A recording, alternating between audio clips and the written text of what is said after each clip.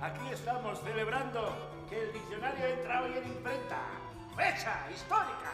La maravilla que es que un ser humano aparentemente cotidiano sea capaz de, por su propia voluntad, construir algo tan importante y a lo lado transformar la sociedad como la construcción de un diccionario.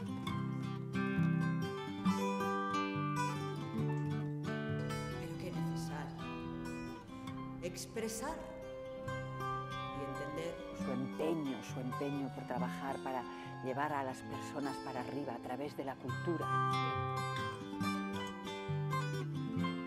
Sabiendo que eso es una vitamina, un mineral fuerte para el esqueleto del alma, para construir un ser social entero, válido, pensante.